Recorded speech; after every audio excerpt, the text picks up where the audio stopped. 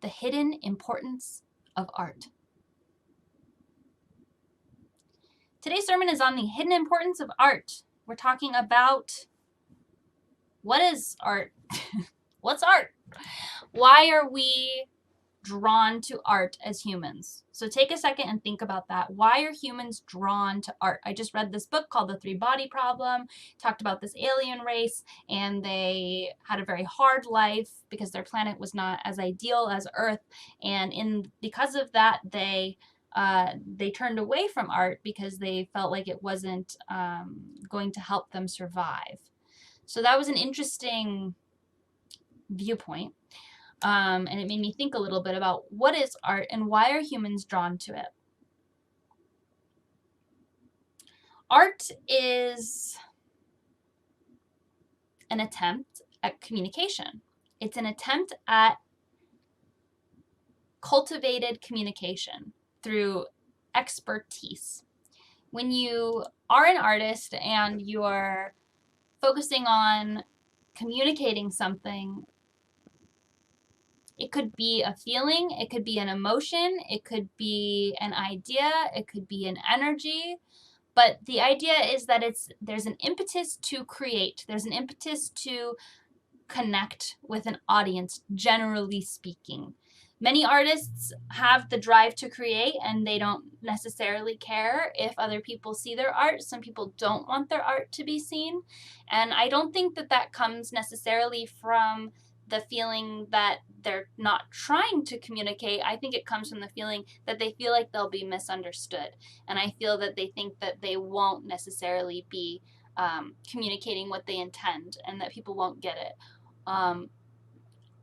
I can't speak for all artists, but there is an energy that flows through humanity that gives us this desire to create. What is this energy? What is this inspiration that flows through humanity? We are all meant to be conscious creators. We all have the power to create with our hands. We have the power to create with our words. We have the power to create with our repeated intention.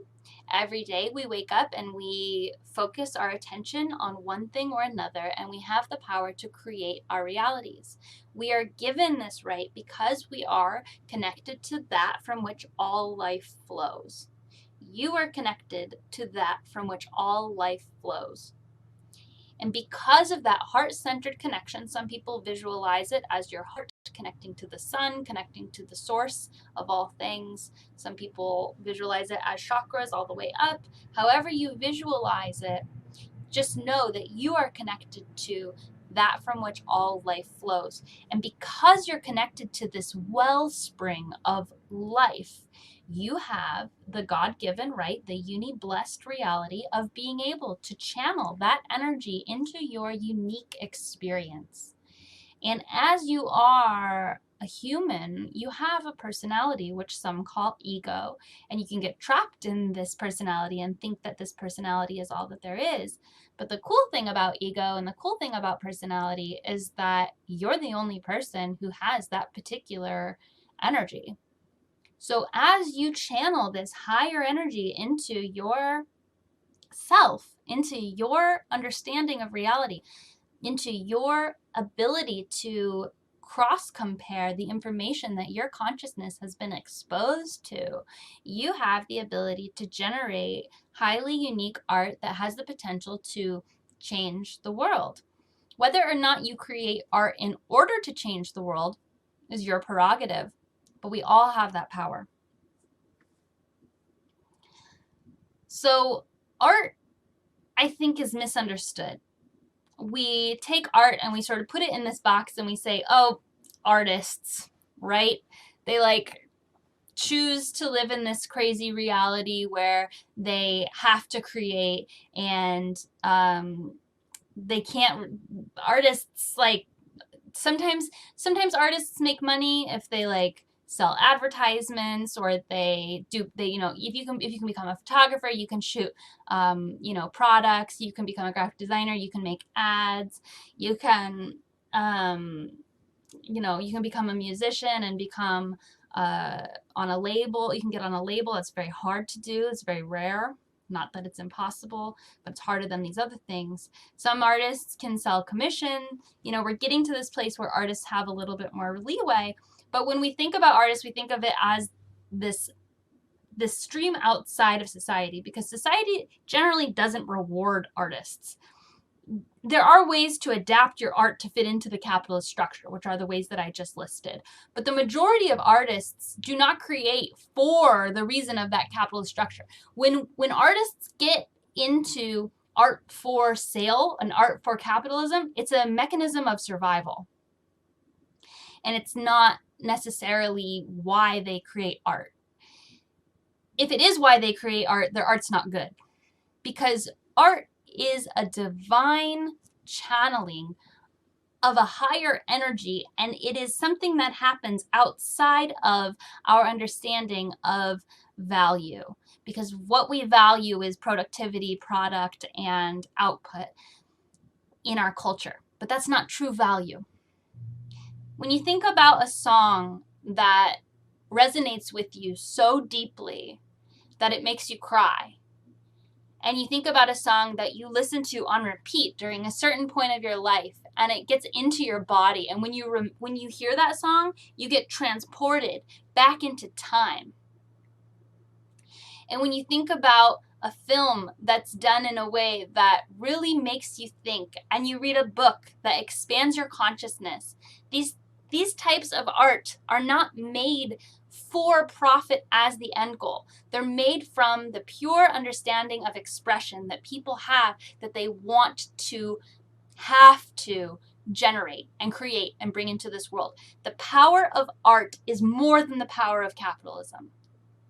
And I don't mean that they're necessarily in opposition, but they are, because art is anti-capitalist. Wanting to express yourself is anti-capitalist in the sense that most artists know that they will never get rewarded, they will never get paid for their art, yet they still create it. It's beyond capitalism. It's truth. Creating art is truth. It's truth for your heart, so it's truth. I'm not saying everyone's art is going to resonate with everybody else. I'm just saying when someone has the drive to create something, whether it be music, photography, drawing, painting, any other type of art, that is divine. So the hidden meaning of art and the hidden power of art has to do with what we talk about in Unicult. We talk about narrative. And narrative is this understanding that every single story that we are exposed to shapes our consciousness and shapes our reality. When you identify with a certain character in a story, usually in the past, we've had extremely limited funnels of identification through narrative, through mass media art. Gender is the first separation of this narrative. So when you get told, you're a little boy, here are your boy toys, you identify as a boy, and you tell that over and over and over again. A lot of kids like this because they're looking for how to fit into society. They're looking for these cues of who am I, how do I relate to others. So a lot of kids really attach to gender roles, and they really say, well, I'm a boy, because everyone around them rewards them and says, you are a little boy, here's a fucking truck, you know. So I don't necessarily think that kids are inherently drawn to gender, but I do think that because they are drawn to fitting into and understanding how society works, gender is such an intensely permeated aspect of our culture that that's something that they can grasp. And then kids advertising preys on that. And it's separated, and kids media, it's getting to be less so, but in the 90s and the 80s, the early 2000s, like the separation of boy stuff and girl stuff, and the media and the advertising it was very extreme. So that's the first way that your brain starts to funnel your consciousness into the limited expression of narrative. I am a boy. I am a girl. And you follow that, and you're like, I am a boy who likes sports. I am a boy who likes sports, and through media, you look at media and you say, I identify as a consumer of this media. That's one way. The other way is I identify as a character in this media. And this character represents an expression of myself. I have so much energy inside of myself, and I don't know how to express it in a way that other people will understand. But when I look at media and I see a character that represents me, I say, oh, thank God, somebody else has already expressed exactly what I feel, and I can adopt the characteristics of this character and express myself in this way because that aligns with my longing and my desire to express who I really am, and this is a filter for that. Narrative is huge. Narrative is the understanding of who you are in the context of larger society. Who are you in the context of your family? Who are you in the context of being in your education? Who are you in the context of being at work? Who are you in the context of your neighborhood? Who are you in the context of your roommate situation? These are all stories that we play out. So if you say, I am the good daughter in my family and I work hard and I'm not going to let my family down. These are beliefs that are based on a story that you tell yourself about who you are. And the problem with narrative is that it is often guided by our parents, it is often guided by our media, and it is often guided by our preconceived expectations of reality. It is not, generally speaking, guided by the reality of our hearts.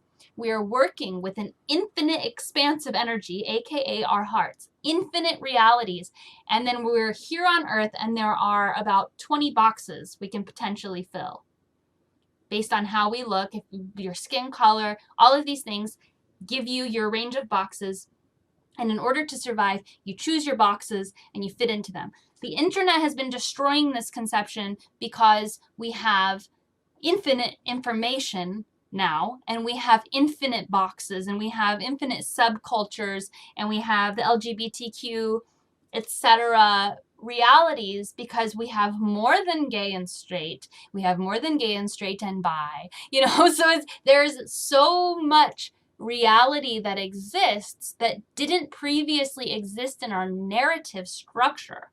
So art on this planet, this is a psychic warfare. This is honestly psychic warfare. Art and media have been heavily controlled on this planet. And I don't mean this to scare you. I just mean this in the sense that even if it was done purely for profit, they created celebrity culture for profit in the sense that they created a mass media bubble that no one could permeate unless they were approved.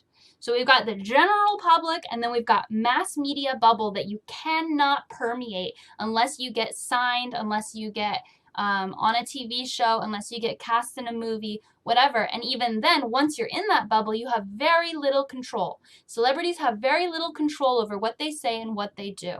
Celebrities who are highly artistic are very rare and very precious because, generally speaking, they want people to emulate a very specific idea, a very specific box, a very specific narrative in order to limit the amount of examples given to the general public. The general public then looks at media and says, okay, I guess this is all that exists. Here are my boxes. These are the appropriate, acceptable ways to behave, and I get to choose. Am I going to be a gangster who follows a bad path? Am I going to be someone who's born into a good neighborhood who goes and changes their life? Am I going to be somebody who's college educated? And you take these cues not just from media, but from your family and your surroundings as well. But what media does is it sets the tone for each of those tiers of society. And we all look to media as it's almost like our parents. Like, what is the acceptable way to respond and react? And a lot of our parents don't have the capability to show us infinite realities. They don't, and that's fine because they weren't shown infinite realities and they don't know how to encourage somebody to be their truest heart, and that's okay. So we have still more longing in our heart than what our parents offer because our parents say, well, you have to do it this way and you have to do it that way, or they're just living their life in their own way and they think that that's right, and they impose those ideas onto you just through their actions, maybe not even their words. So we look outside of ourselves, and what do we find? We find media. Since media has this polished, sheen to it and it's glorified in our culture, we look to media and we say, ah, this is the example of how to behave. This is the example of how to choose how to be. Narrative shapes reality, and it shapes reality in more than just your personal expression. What you look at and what you read and what you watch changes your reality.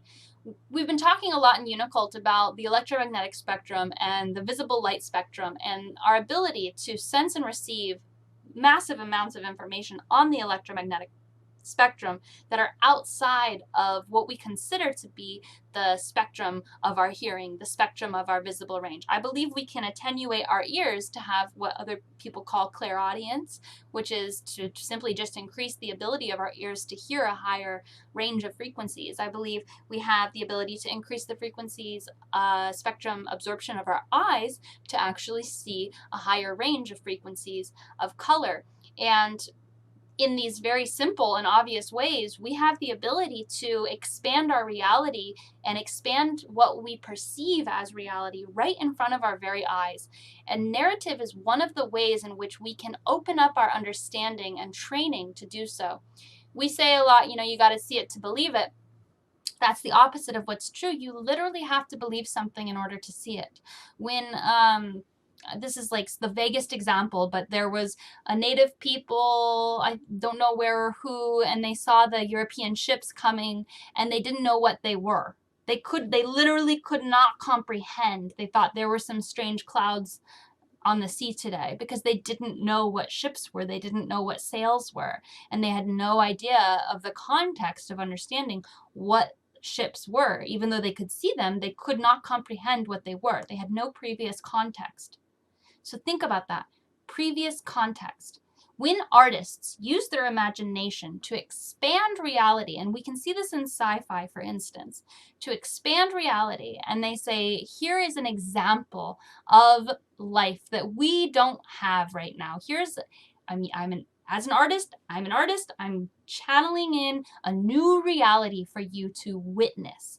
And in that witnessing of that new reality, people's perception then has the ability to increase up to that level. It doesn't automatically happen, but when you give someone the potential to understand reality in a bigger way, and you give somebody the understanding, simplest example, take an African American or a Black person and put them in the main role of a movie. The amount of energy that offers just to shift reality is insane. Representation matters. Why does it matter? It matters for these reasons. When you have a Black character in a main role, that is a new form of reality as for people who have been watching mass media. Mass media hasn't allowed that box to exist. Think about what that has done psychologically to every Black person and every other person who's watched media, who's looked to that media as examples. Even if you are a Black person and you're like, I have agency and power and I am not just a sidekick, and you know that you have like the power of your own reality. Well, you're operating in a world where everyone has been trained repeatedly to see you as a secondary character. This is why representation matters so much. We are shaping our realities around our expectations of media, and media is highly controlled. So you as an artist, now we have infinite tools. Now anybody can make a pop album. Now anybody can make a music video. Now anybody can make, it takes, 2 months of study, and you can make any kind of art. That's even extreme. I would hate to even say you have to study for 2 months. Anyone can pick up a paintbrush. Anyone can click around on a computer. The art that you create gives a new box of reality. It gives your unique perspective for other people to operate within. And until we learn how to be infinite creators of our own hearts and our own realities, these representations in media, however you create and however you generate art, is changing reality for everyone who consumes your art. Do you guys see that fairy? Okay, so let's talk about symbolism I just want to talk quickly about symbolism. What is symbolism? If you get into conspiracy theories, you see all these celebrities doing weird symbolism. People can catch it and they can show it, and you might think, why is the Illuminati so obsessed with symbolism? And the reason is because if you take symbolism, just think of the written word, and you can charge a piece of paper with incredible information with certain symbols, and then it can be translated, and someone else 100 years from now can read those words and can completely download a pretty accurate description of what you're trying to get across. So symbols are actually charged consciousness automated outside of a conscious entity. So you're taking your consciousness and you're charging it into a symbol and you're putting it out into the world. That symbol is then operating without your consciousness. It's automated. So when we talk about the importance of art, we have to understand that when we create things, they are more than what they seem. Everything is a symbol. And that's all I have to talk about. Truly think about creating during this time. We are definitely distracted with our video games and our TVs and our internets and our social media. But right now, just think about what it means to create. Create just for yourself. Create for the birds and the flowers, or create for an audience. It doesn't matter why you're creating. Know that the energy that you're bringing in is changing reality.